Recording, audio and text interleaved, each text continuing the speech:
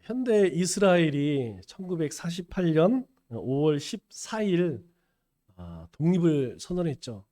그리고 5월 15일 날 독립전쟁을 벌여서 지금까지 이르게 됐는데, 그때까지 여태까지 많은 싸움이 있었죠.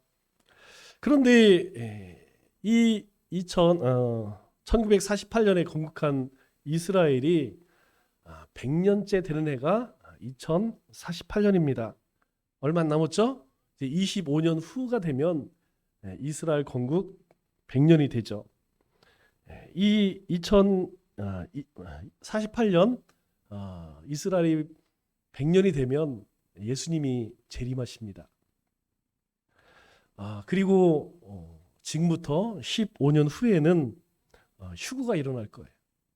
그리고 2041년부터는 그 무서운 7년 대환란이 시작됩니다. 요즘 이런 말들이 인터넷에서 난리가 나고 있어요. 한동안 왜 안 나타나나 궁금했습니다. 전쟁이 일어나고 이스라엘에서 또 전쟁이 일어나고 하니까 그동안 잠잠했던 시한부 종말론자들이 또다시 기한을 정해서 이때 예수님이 온다. 참 좋죠? 그래서 많은 사람들을 속이기 시작해요. 근데 문제는 무엇이냐면 기존의 성도들도 이 시한부 종말론에 속는다는 겁니다. 그냥 예수님 옵니다. 예수님 오십니다. 예수님 조만간에 오실 것입니다. 그러면 별로 긴장이 안 돼. 왜? 늘 듣던 얘기고 또 성경에서도 하는 얘기니까 언젠가 오시겠지. 그런데 이상하게 이렇게 건국 100년이 되고 이런 여러 가지 숫자들을 갖다 대고 그러면 그럴듯해 보여요. 그러니까 결국은 뭡니까? 2048년에 예수님이 오시니까 그 전에 우리는 뭘 해야 되느냐? 그러면서 이제 여러분의 주머니를 다 털어갈 거예요. 그럼 주머니만 털어가는 거 아니에요. 우리 영혼까지 탈탈 털어갑니다. 문제는 이런 사람들이 이제 막 드러나기 시작해요. 제가 충격받은 게 뭐냐면 그래도 우리나라에서 우리 교도는 아닙니다. 성경 강해를 잘 하시는 분들이 이런 얘기를 해요. 그러니까 정말 혹하는 거예요. 여러분 성경은 우리에게 하나님께서 주신 유일한 계시예요. 그런데 이 성경 가운데에서도 여러분 킹 제임스 버전 혹시 들어보셨죠? 이것만 진짜 성경이고 나머지는 다 가짜래요. 왜냐하면 킹 제임스 왕이 번역한 성경입니다. 근데 이 킹 제임스 성경은 이 버전은 흠정역이라고 해서 초대교회 때에 지어졌던 번역했던 성경을 영어로 만든 그런 하여튼 근거를 대면서 그거 외에는 가짜 성경이라는 거예요. 그런 이야기를 하면 그럴듯해. 왜? 내가 잘 모르니까. 우리가 잘 모르니까. 그런 것들을 갖다 대면서 시간, 날짜 그리고 징조들을 이야기하면 거의 흔들리지 않는 사람이 없어요. 저도 가만히 한 30분 들어보니까 그럴듯해. 그럴듯해. 여러분 절대 여기에 현혹돼서는 안 됩니다. 이런 거에 흔들릴 필요 없어요. 우리는 아침에 말씀으로 묵상하고 저녁에 말기 참회하면서 그 하나님께서 우리에게 들려주시는 말씀과 그리고 우리에게 주신 믿음을 붙들고 살아가면 되는 것입니다.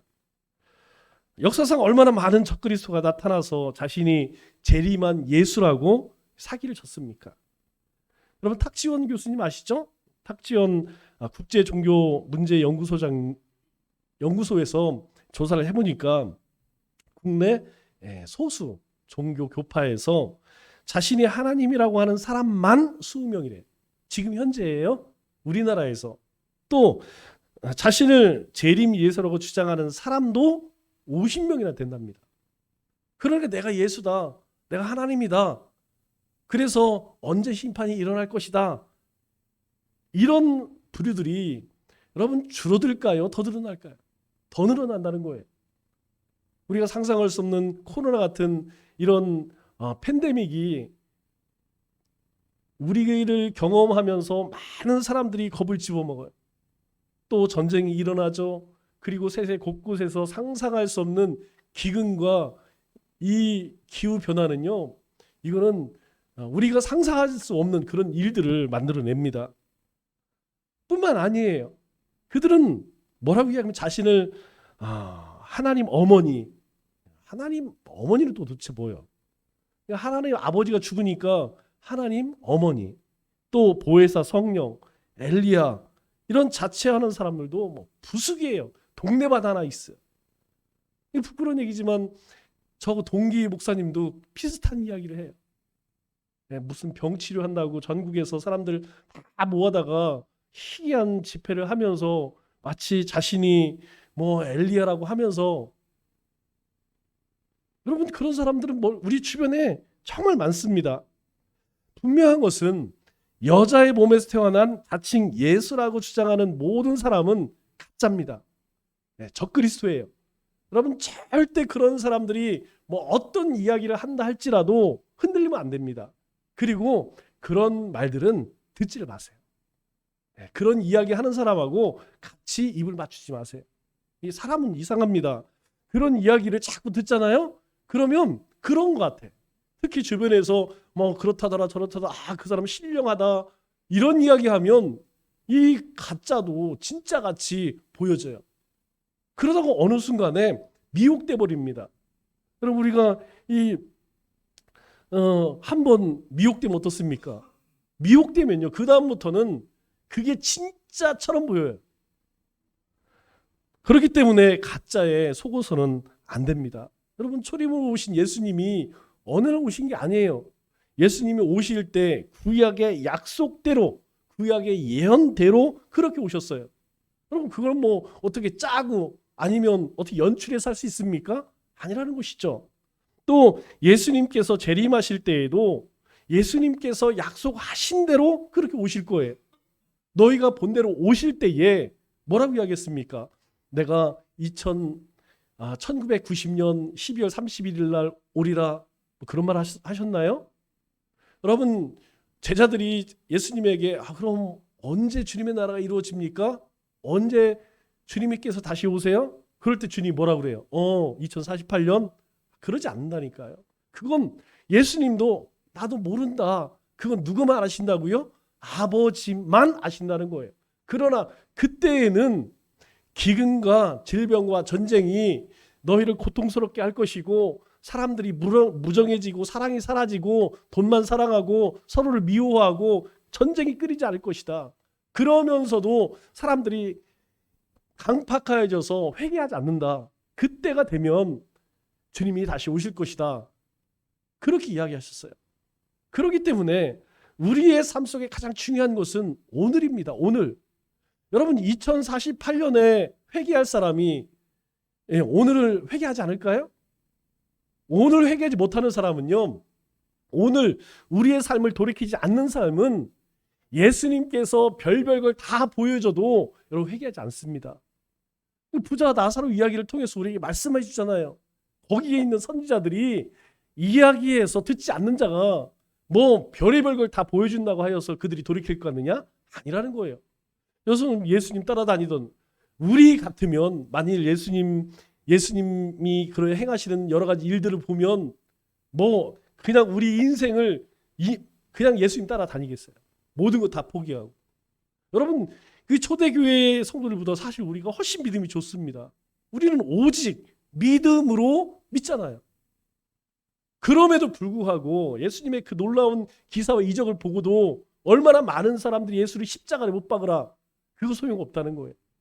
우리 가운데 어떤 현상이 중요한 게 아닙니다. 더 중요한 것은 무엇이냐면 하나님의 말씀이 내 삶 가운데, 이 땅 가운데 이루어지고 있느냐, 이게 중요하다는 것이죠. 그렇기 때문에 우리가 매일매일 우리에게 말씀하시는 주님의 말씀에 귀를 기울이고 그 말씀을 쫓아 살아갈 수 있어야 한다는 것이죠. 하나님께서 세상을 창조하시고 뭐라고 말씀하셨어요? 좋았더라. 하나님 보시기에 좋았더라. 토부라는 말을 썼다고 그랬죠? 토부. 하나님 마음에 흡족했다. 하나님 뜻대로 되었다. 하나님이 원하는 대로 빛이 있으라. 그래서 빛을 바라는 그런 별들이 생겨났을 때 하나님이 마음에 드셨대요. 짐승들을 만들고 하나님이 원하는 대로 뜻대로 되었다는 거예요. 그런데 사람 만들고 어떻게 해요? 사람을 만드시고 심히 좋았더라. 하나님이 그냥 마음에 들 뿐만 아니라 아주 쏙 드는 거예요. 사람 만들고 아담 만들고 그 모습을 보시면서 하나님께서 너무너무 심히 좋아하셨다. 그렇게 말씀합니다. 그런데 이 아름다움이 죄로 타락되어 날로 무질서해지고 파괴되기 시작했어요. 여러분, 이제 돌이킬 수가 없어요. 이제 전 인류가 정말 우리의 마지막 날을 깨닫고 한 마음으로 우리가 다 돌이킨다 몰라도 여러분 말 듣습니까? 내일 멸망한다고 해도 말 안 들어요. 이제 더 이상 이 지구는 병들어서 이 치유할 방법이 없습니다. 여러분 자연만 그렇습니까? 사람들 보세요. 여러분 예전에는 뭐 우리 어르신들이 옛날 얘기하면서 옛날에는 우리 때는 지금은 옛날까지 갈 필요도 없어요. 요즘의 기준은 뭔지 아시죠? 코로나 이전 이후. 제가 청주에 코로나 이전만 해도 나가서 전도하면 여러분 그래도 전도지는 받고 이야기하면 들어는 줬어요. 코로나 이후는요 쳐다보려고도 안 합니다. 그 마음들이 사람들의 생각하고 말하고 행하는 것을 보면 여러분 완전히 다른 그런 사람들을 대하는 것 같아요. 아마 여러분들도 마찬가지일 겁니다. 여러분 삶의 세상 속에서 여러분 뭐 이전에도 우리 선생님들에 대한 어떤 그런 것, 우리 직장에서의 어떤 그런 것 안 좋은 거 많이 있었지만 여러분 최근 1, 2년 사이에 한번 보세요. 우리가 상상할 수 없는 일이에요. 어떻게 선생님 그림자를 봤습니까? 선생님에 대한 어떤 그런 생각은 품어보지도 않았어요. 근데 지금은요? 뭐 그렇게 뉴스에 나와도 엊그저께 보니까 학부모가 애들 앞에 선생님 따귀를 때렸대. 여러분 이미 이 사람의 양심이 어떻습니까? 이제 다 파괴되었어요. 사람이 가져야 할 인격이라고 하는 것, 인품이라는 것, 이것 자체가 이제는 상실해버렸다는 것이죠. 그래서 하나님께서 우리에게 뭐라고 말씀하십니까? 새하늘과 새 땅으로 다시 아름답게 복귀시켜서 다시 다스리겠다. 여러분 그날이 점점점 가까이 오고 있다는 거예요. 왜 우리가 깨어 기도해야 할까요? 왜 우리가 하나님의 뜻을 분별해야 할까요? 왜 우리가 복음을 열심히 전해야 할까요? 다른 게 아닙니다. 주님이 우리 가운데 다시 오실 때에는 분명 새하늘과 새 땅으로 완벽하게 복구시켜서 그러한 자 양과 염소를 나누듯이 그렇게 완전히 나누겠다는 거예요. 알곡과 쭉정이를 나누듯이 그렇게 나누겠다는 것입니다. 오늘 본문은 사도 바울이 재판정에 서서 재판을 받는 그런 모습입니다. 그런데 그 앞에는 왕과 총독이 앉아 있고 그 옆에는 당대의 권력과 또 유명 인사들이 배석을 해 있습니다. 그런데 이 사도 바울은 죄인의 신분이지만 조금도 기가 죽지 않고 자기 앞에 앉아 있는 어떤 사람들보다 더 당당하게 외치고 있죠. 오늘 29절 말씀을 보니까 그가 이렇게 이야기합니다. 말이 적으나 많으나 당신뿐만 아니라 오늘 내 말을 듣는 모든 사람도 다 이렇게 결박된 것 외에는 내가 이렇게 죄수의 몸으로 된 것 외에는 다 나같이 되기를 하나님께 원하나이다. 이 재판에 앉아 있는 사람들이 누굽니까? 30절 말씀을 보니까 이렇게 이야기하죠. 왕과 총독과 번이게와 이렇게 이야기해요. 그와 함께 앉은 사람들, 이제 여러 뭐 권력가들 이런 사람들이겠죠. 대표적인 사람이 바로 왕과 총독과 번이게예요. 여러분 이 세 사람은 오늘 이 재판을 통하여서 우리가 일상에서 만나는 사람들의 대표적인 유형입니다. 대부분은 거의 99%는 이 세 사람 유형에 든다는 것이죠. 먼저 베스도는 누구예요? 베스도는 당시 유대의 현직 총독입니다.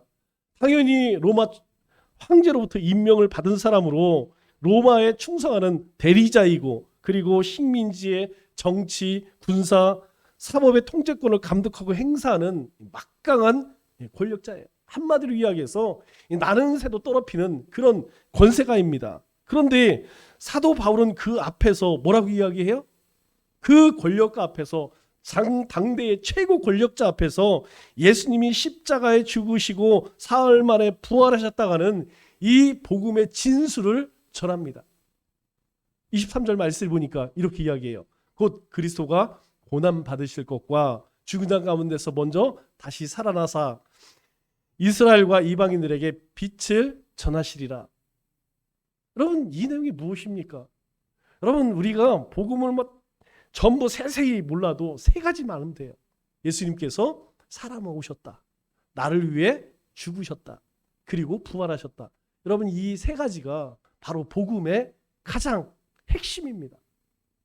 사도 바울이요, 당대의 권력자에게 뭐라고 이야기하냐면, 바로 예수님께서 사람으로 이 땅에 오셔서 우리를 고난받으셨고 그분이 죄의 권세를 이기고 부활하셨습니다. 그랬더니 이 베스도 총독은 뭐라고 이야기해요? 그 이야기를 듣고, 그 말을 듣고 그냥 참지 못하고 소리를 지릅니다. 24절 말씀을 보니까 이렇게 이야기하죠. 바울아, 내가 미쳤도다. 내 많은 학문이 너를 미치게 한다. 예, 이 사도 바울이 뭐 공부를 정말 잘하는 사람이고, 그리고 그의 이 사도 바울의 배경을 이야기하면 뭐 부끄러울 게 없어요. 그런 이 바울을 알기에 이 바울에게 네가 미쳤도다, 너 정신 나갔구나, 네가 그렇게 공부를 많이 하더니, 그렇게 지식을 많이 쌓더니 그것으로 인하여서 내가 결국은 미쳤구나. 이게 뭐예요? 복음을 거부하는 거죠. 예수님이 이 땅에 오셨습니다. 하나님이 이 땅에 오셨습니다. 우리를 위해서, 우리의 죄를 위해서. 그런데 이 베스도는 그냥 이런 지하에 거절을 해버려요. 우리가 복음을 전할 때에 어떻습니까? 여러분, 이런 사람 많이 봅니다. 우리가 만나는 사람들 가운데 제가 보았을 때 한 30%는 이런 사람들이에요. 그냥 들으려고 하지 않아요. 복음을 오해해서 근거 없는 편견에 사로잡혀 있는 사람들. 이전에는 교회에 대해서 또 예수 믿는 사람들의 좋은 감정을 가졌지만 뭐 자기가 경험했거나 들어서 그냥 교회라고 하면 그냥 싫어. 예수 믿는 사람이라고 하면 왠지 사기꾼처럼 그렇게 여기는 사람, 여러분 우리 주변에 굉장히 많이 있습니다. 여러분, 그뿐만이 아니에요. 그 사람들은 우리를 괴롭히기도 하고 또 대적하기도 하고 또 궁지에 몰아붙이기도 하면서, 여러분 어떻습니까? 아주 재미있어 하죠? 네. 여러분, 지식이 없어서, 믿음이 없어서 지는 게 아니에요. 이겨봐야 득될 게 없기 때문에 안 싸우려고 하는 것이죠. 그런데 여러분, 이런 사람들은 어떻습니까? 이런 베스도 같은 사람들은요, 자기가 알고 있는 개똥 철학, 온갖 지식들 다 가지고 와서 신은 없다, 그리고 그렇기 때문에 너희들은 허상을 믿는 것이라, 그따위로 사는 것이다, 이런 논리로 기독교인들을 얼마나 조롱하고 모욕 주는지 몰라요. 여러분, 그런 사람들 우리 주변에 의외로 많습니다. 굉장히 인간적으로는 가까운 척하지만 종교 문제, 신앙 문제만 나오면 그냥 입에 거품을 물면서 비방하는 사람들이 우리 주변에 의외로 굉장히 많아요. 두 번째로, 이 아그리빠 왕은 이 재판에서 주심입니다. 그는 예수님이 탄생할 때에 그를 핍박하던, 아주 예수님 오셔서 예수님과 함께 그냥 모조리 죽이려고 했던 헤롯 대왕의 증손자예요. 여러분, 헤롯 대왕의 증손자라는 얘기는 뭐예요? 요즘 말로 하면 금수저라는 얘기입니다. 금수저. 뭐 부족할 거 없는 그런 집안에 태어나서 모든 것을 다 누린 사람이라는 것이죠. 이 유대 나라에서 자랐기 때문에 유대의 모든 물정들, 종교에 대해서 얼마나 잘 알겠습니까? 또 유대교의 율법이나 전통에 대해서 아주 익숙한 사람이에요. 그리고 지금 유대 지역에 일어나고 있는 이 예수에 대한 종교적 논쟁에 대해서도 잘 알고 있었고, 이로 인하여서 자신이 자칫하면 어려움에 빠질 수 있다는 것도 잘 알고 있는 사람이죠. 왜 그렇습니까? 아주 정치적인 사람이라는 거예요. 그래서 바울은 이 아그리빠 왕에 대해서 아주 진지하고 세심하게 접근을 하죠. 27절 말씀 보니까 이렇게 이야기합니다. 아그리빠 왕이여 선지자를 믿으시냐니까 믿으시는 줄 아나이다. 여러분 이 말의 의미가 뭐예요? 네가 만일 이거 안 믿으면 너 여기서 왕 노릇 못해. 여러분 로마가 총독을 보내지만 그 나라의 자치권을 인정해줘요. 종교도 인정해주고. 그래서 이스라엘 가운데에 이렇게 해서 왕된 여러분 헤롯이 어디 사람입니까? 에돔 사람, 이두메 사람입니다. 에돔 사람. 왕이 될 수 없죠. 왕이 될 수 있는 방법은 무엇이냐면 아무밖에 없어요. 뇌물 먹이는 것밖에 없어요. 그 후손이기 때문에 이 이스라엘에 대해서 이스라엘 모든 것에 대해서 너무너무 잘 알고 있죠. 그렇기 때문에 깊숙이 발을 들여놓지 않습니다. 대표적인 정치적인 그런 모습이죠. 여러분 정치가들 보세요. 정치하는 사람들 보세요. 정치적인 사람들은 절대로 자기의 모든 것을 걸지 않습니다. 적당히 한 발 빼고 그렇게 하죠. 그래서 이 사도 바울은 이 아그리빠 왕에게 당신은 이미 잘 알고 있습니다. 네. 당신은 다 알고 있지요. 그러니까 예수님을 인정하시겠습니까? 이렇게 묻는 거예요. 그런데 이 왕의 반응은 어떻습니까? 이 아그리빠 왕은 28절에 이렇게 반응을 합니다. 내가 적은 말로 나를 권하여 그리스도인이 되게 하려 하는도다. 여러분 이 아그리빠 왕은 겉으로는 굉장히 관심이 많아서 귀를 기울이는 것 같아요. 뭔가 염려해 주는 것 같아. 그런데 속으로는 여러분 철저하게 복음을 거부하고 있습니다.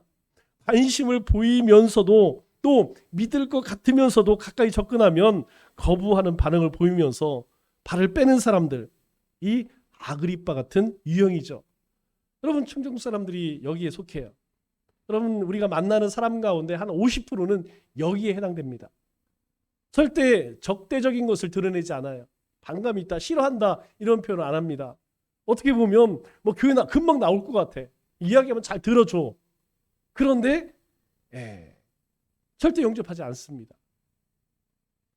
세 번째로는 버니게 같은 사람이 있죠. 이 버니게는 누구냐면 아그리빠 왕의 누이입니다. 성격상 어떤 결함이나 고약한 기질이 있어서 그런지 이 버니게는 여러 번 결혼을 했지만 번번이 실패를 합니다. 그리고 지금은 동생에게 와서 얹혀 살면서 마치 자기가 왕비처럼 그렇게 행세를 하죠. 그리고 이 남매에 대해서 굉장히 나쁜 소문이 있었는데 그 소문이 무엇이냐면 아시죠? 살로메, 그의 이제 고모죠. 이 살로메처럼 그렇게 형제지간인데도 이 성적으로 문란해서 이거 불륜이다 이런 가십거리가 되기도 했습니다.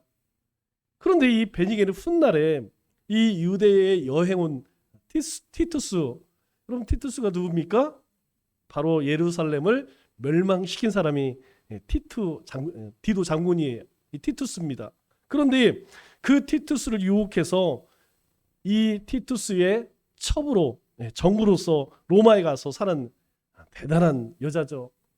원래는 첫 결혼은 삼촌하고 합니다. 그리고 이혼하고 나서 이제 자기 오빠에게 얹혀 살다가 결국에는 저 로마에 가서 그렇게 사는 능력, 어떻게 보면 요즘 관점으로 보면 능력 있는 여자죠. 20대 초반이고 또 뛰어난 미모를 소유하고 그리고 권력과 호사스러운 생활에 철저하게 길들여진 이 여인의 귀에 한낱 죄수의 말을 들을 리가 있을까요? 들을 리가 없죠. 여러분 이 베니 같은 여자가 뭐가 아쉬워서 사도 바울이 예수 믿으시오 그런 말을 듣겠습니까? 그녀의 생각은 온통 다른 데 가 있어서 이 사도 바울이 예수님에 대해서 선지자에 대해서 또 십자가에 대해서 아무리 이야기한들 이 여자의 귀에 들어올 리 있을까요? 여러분 이 번역의 귀에 이러한 말들은 들어오질 않습니다. 그냥 재미 삼아서 재미 삼아서 야 이런 사람이 있다더라, 이런 사람이 이 재판을 받는다더라, 그래서 재미 삼아서 그 자리에 앉아 있을 뿐이라는 것이죠. 그러다가 심심하면 어떻습니까? 심심하면 그 재판 자리에서 이 사도 바울을 내려다보면서 그런 생각했죠. 참 한심한 인간. 인생 즐길 것이 얼마나 많이, 인생이 얼마나 재밌는 일이 많은데 왜 그 뭐 예수를 전한다고 그렇게 사서 고생을 해서 저렇게 죽음의 위협까지 가는, 여러분 그런 생각 하지 않겠습니까? 사도 바울을 보면서 참 어리석은 사람이다, 참 바보 같은 사람이다, 그런 생각을 했겠죠. 여러분 이것이 번이에게만 그럴까요? 아니라는 것이에요.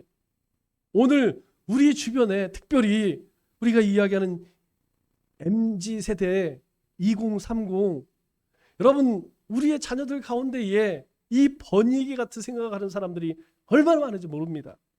깨가 쏟아지게 재미있게 살고 있는 사람들, 또 젊고 아름답고 모든 것에 자신만만한 사람들이 예수 믿고 천국 가자, 여러분 이 말이 귀에 들어올까요? 들어오진 않습니다. 여러분 이 복음이라는 것이 너무너무 사치스러워요. 지금도 살기 힘든데 뭔 천국이요, 뭔 나중에 어디를 가, 여러분 그런 것에 대해서 생각하지를 않아요. 고민 자체를 하지 않는다는 것이죠. 듣기는 듣는 것 같지만 실제로 그들의 머릿속에는 온통 딴 생각으로 가득 차 있다는 거예요.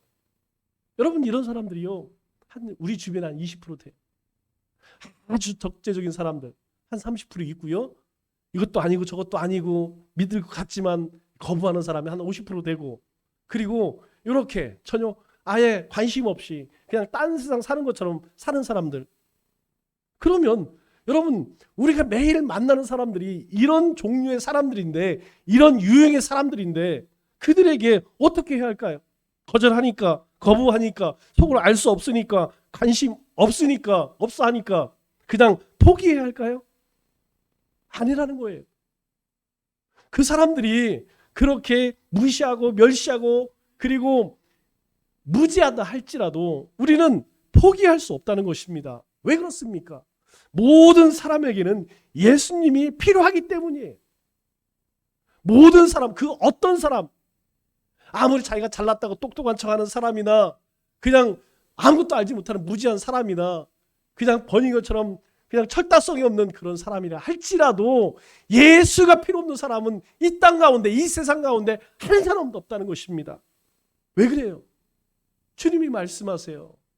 내가 길이요 진리요 생명이니. 주님께서 이야기합니다. 주님만이 생명이라는 거예요. 우리가 이 땅에서의 삶으로 인생이 끝나는 것이 아니라는 것입니다. 찰나의 시간이라는 거예요. 우리 전 인생을 보면 여러분 주님께서 생명이라고 할 때에 우리 살아있는 이 시간만을 생명이라고 이야기하나요? 아닙니다. 주님이 이야기하는, 하나님이 말씀하는 생명은 우리가 이 땅의 삶뿐만 아니라 죽음 이후의 삶도 포함되는 거예요. 그래서 주님께서 내가 길이요 진리요 생명이라고 말씀합니다. 그리고 나로 말미암지 않고는 아무도 올 수 없어. 왜 이렇게 말씀하십니까? 예수님 필요 없는 사람이 한 명도 없다는 거예요.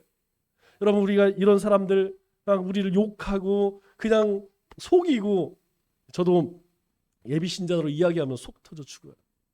분명히 7월 8월 달에만 해도 아이고 꼭 갈게요. 그런데 이제 초청날이 가까우니까 마음이 슬슬 대답을 안 하다가 이제 슬슬 빼기 시작하지. 속 터져 죽습니다. 그러나 그 사람에게 예수가 필요 없을까요? 그렇게 나를 그냥 갖고 노는 것 같은, 나를 가지고 막 장난치는 것 같은 그 사람에게 예수님 필요 없을까요?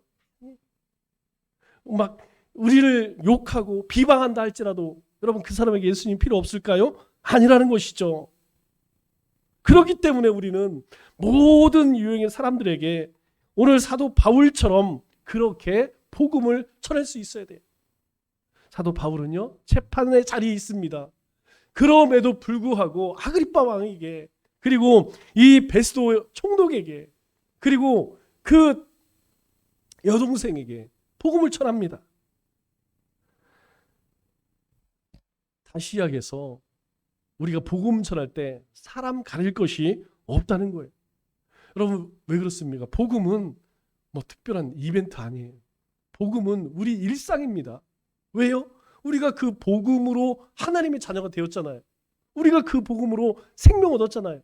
그렇기 때문에 우리가 일상 가운데에서 예수님을 소개하고 전하는 것, 여러분 이것은 뭐 특별한 그런 일이 아니라는 것이에요. 다만 어떤 사람이 있을까요? 순종하는 자가 있을 것이고 순종하지 않는 자가 있을 거예요. 주님의 바람이 우리의 바람되자 예심전도 축제에 참여하는 사람도 있고 그렇지 않는 사람도 있어요. 왜 그럴까요? 일찍 깨닫는 사람은 참여하는 것이고 아직도 그 중요성을 깨닫지 못하는 사람들은 아이고 또 하나보다 이렇게 생각하겠죠. 그러나 사도 바울이 사도행전 20장 24절에 뭐라고 이야기합니까? 내가 달려갈 길과 주 예수께 받은 사명 곧 하나님의 은혜의 복음을 증언하는 일을 마치려 하면은 나의 생명조차 조금도 귀한 것으로 여기지 아니하노라. 나의 생명조차 조금도 귀한 것으로 여기지 아니한다. 왜요? 그 복음의 가치를 아니까. 예수님이 십자가를 지신 것, 그것이 어떤 의미라는 것을 깨닫고 나니까 이제 내가 두려울 것이 없는 거예요. 나의 달려갈 길과 예수께 받은 사명, 그 복음을 증거하는 일, 나는 조금도 그것이 부끄럽지 않다는 거예요. 그것 때문에 내가 받은 모든 위협들 두렵지 않다는 거예요. 담대하다는 거예요. 그래서 나의 생명조차 조금도 귀한 것으로 여기지 아니하노라. 그렇게 순교자의 길을 갈 수 있다는 것이죠. 여러분 어떤 사람이든 하나같이 다 똑같은 형편에 놓여 있는 거 아니겠습니까? 그 형편이 무엇입니까? 18절 말씀을 보니까 이렇게 이야기합니다. 그 눈을 뜨게 하여 어둠에서 빛으로. 여러분 눈이 띄어져야 돼요. 여러분 눈을 뜨지 않은 사람은 뭐라고 이야기합니까? 눈 뜨지 않은 사람을 소경이라고 이야기해요. 보지 못하는 사람을 소경이라고 해요. 눈이 떠져야 어둠에서 빛으로 사망의 권세에서 하나님께 돌아가게 하고 죄사함이 나를 믿어 거룩하게 된 무리 가운데 기업을 얻을 수 있는 것이라는 것이죠. 그런데 눈이 감겨져 있는데 복음이 무엇인지 알지 못하는데 아무리 그 사람에게 그 인생 가운데에 여러분 무슨 의미를 알겠습니까? 여러분 세상 사람들이 처한 그 처지가 무엇입니까? 여러분 하나님 모르는 사람들의 처지는 성경은 소경이라고 이야기해요. 보지 못하는 사람과 다를 바가 전혀 없다는 것이죠.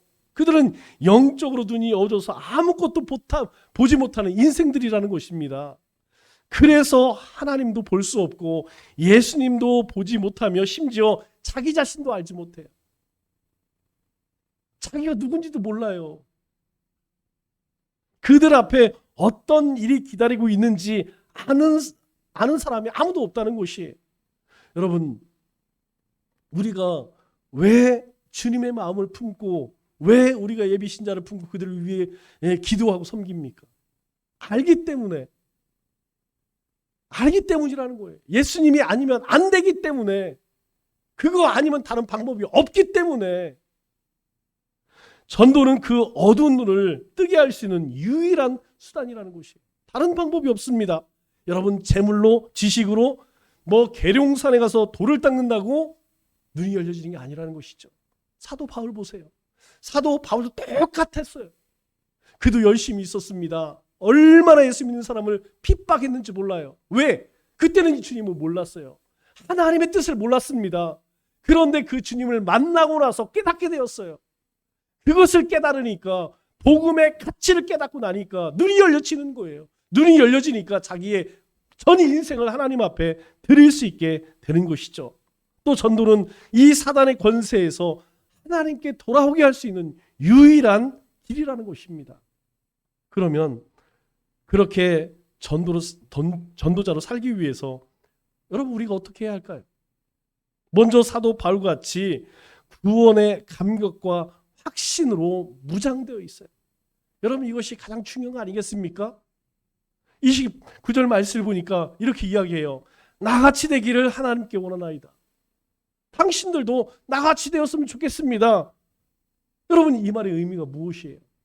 그가 예수님을 만나고 나서 여러분 좋은 일이 있었나요? 제가 성경을 읽으면서 사도 바울 가운데 좋은 일이 별로 안 일어났어요.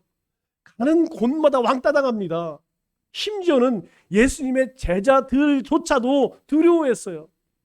그래서 결국 예수님의 제자들과 함께 사역하지 못하고 바나바와 함께 어디 갑니까? 선교 떠나는 거예요. 선교. 그래 선교사 된 거예요. 선교지 가니까 사람들이 반겨 주나요? 아닙니다. 여러분, 사람들이 그를 반겨 주려고 하면 사도 바울은 그곳에 머물지 않아요. 왜? 사람들이 하나님이 아닌 나를 믿을까 봐. 그래서 그는 스스로 이제 사람들이 자기를 떠받들어주면 어떻게 합니까? 다른 곳으로 떠납니다. 가는 곳마다 핍박받아요. 매를 맞습니다. 감옥에 갇혀요. 그런데 사도 바울이 내 인생은 나는 불행해. 여러분, 그렇게 고민했어요? 그렇게 고백했을까요? 아니라는 것이죠.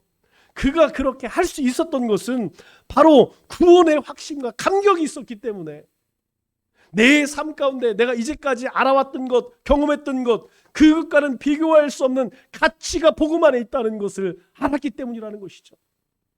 저는 우리 성도님들이 그랬으면 좋겠어요. 돈 있었으면 좋겠다. 출세했으면 좋겠다. 성공했으면 좋겠다. 우리의 자녀들 잘 됐으면 좋겠다. 이런 모든 것보다 항상 예수님이, 복음이 우선되었으면 좋겠어요.